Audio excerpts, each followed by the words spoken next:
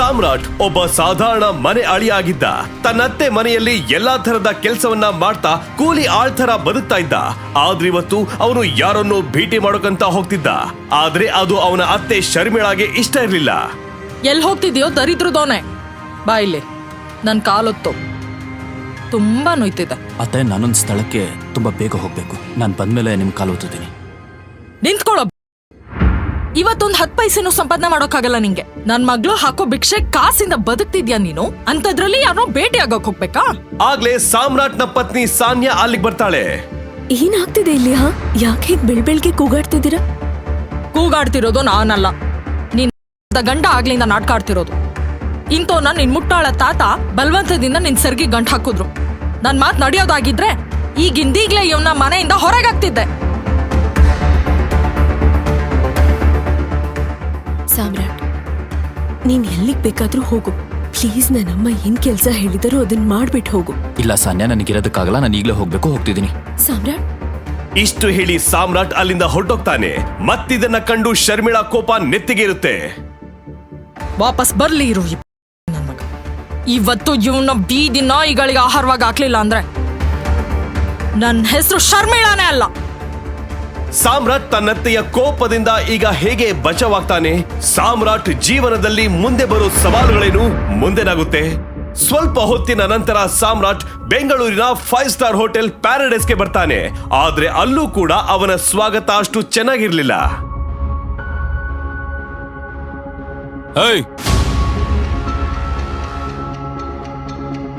ಲೇ ಬಿಕಾರಿ, ಜೇಬಲ್ಲಿ 10 ರೂಪಾಯಿ ಇಲ್ಲ. ಈ ಹೋಟೆಲ್ ನಲ್ಲಿ ಊಟ ಮಾಡಕ್ ಬಂದಿದ್ಯಾ?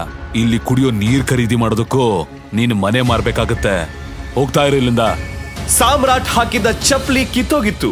ಅವನು ಹೋಟೆಲ್ ಒಳಗೆ ಹೋಗೋದಕ್ಕೆ ಬಯಸ್ತಿದ್ದ. ಆದ್ರೆ ಹೋಟೆಲ್ನ ಗಾರ್ಡ್ಸ್ ಅವನ ನೆರಳು ಸಹ ಹೋಟೆಲ್ ಮೇಲೆ ಬೀಳ್ದಿರೋ ತರ ತಡೆದಿದ್ರು.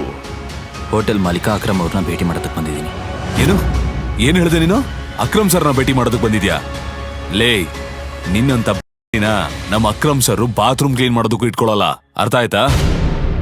ದೊಡ್ಡದಾಗ್ ಬಂದ್ಬಿಟ್ಟ ಅಕ್ರಮ್ ಸರ್ನ ಭೇಟಿ ಮಾಡೋದಕ್ಕೆ. ಹೋಗಿಲ್ಲಿಂದ.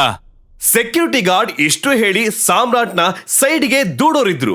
ಆಗಲೇ ಸಾಮ್ರಾಟ್ನ ಎಕ್ಸ್ ಗರ್ಲ್ ಫ್ರೆಂಡ್ ವೈಭವಿ ಹೊಸ ಬಾಯ್ ಫ್ರೆಂಡ್ ಜೊತೆ ಅಲ್ಲಿಗೆ ಬರ್ತಾಳೆ. ಅರೆ ಗಾರ್ಡ್ಸ್ ಅಣ್ಣ,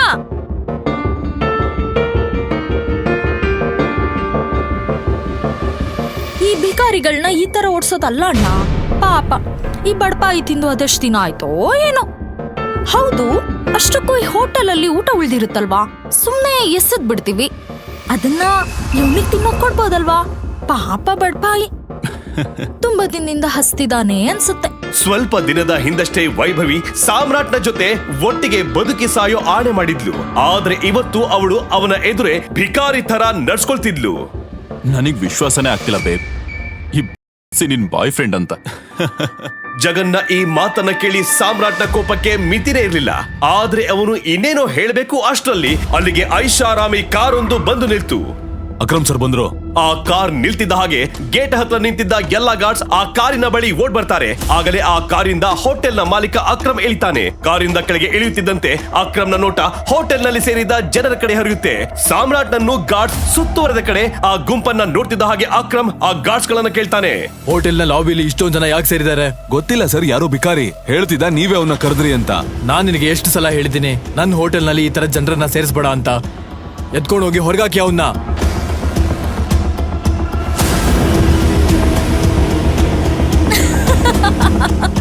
ಅಕ್ರಮ್ ಮಾತ್ ಕೇಳ್ತಿದ್ದ ಹಾಗೆ ತಕ್ಷಣ 4 ಜನ ಗಾರ್ಡ್ಸ್ ಸಾಮ್ರಾಟ್ನ ಕಡೆ ಹೋಗ್ತಾರೆ ಮತ್ತು ಸಾಮ್ರಾಟ್ನ ಅಲ್ಲಿಂದ ಕರ್ಕೊಂಡು ಹೋಗಿ ಹೋಟೆಲ್ ಇಂದ ಹೊರಗೆ ಎಳ್ಕೊಂಡು ಬರ್ತಾರೆ.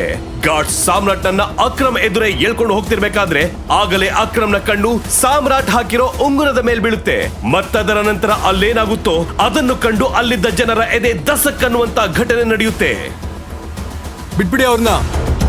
ಆದ್ರೆ ಸರ್, ಸಾಮ್ರಾಟ್ನ ಕೈನಲ್ಲಿರೋ ಉಂಗುರವನ್ನ ನೋಡ್ತಿದ್ದ ಹಾಗೆ ಅಕ್ರಮ್ ಅವನನ್ನ ತಡಿತಾನೆ.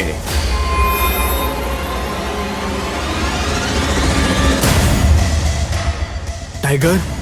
ಮತ್ತಲ್ಲಿ ಕರೋಡ್ಪತಿಯಾಗಿರೋ ಅಕ್ರಮ್ ಸಾಮ್ರಾಟ್ನ ಕಾಲಿಗೆ ಬೀಳ್ತಾನೆ.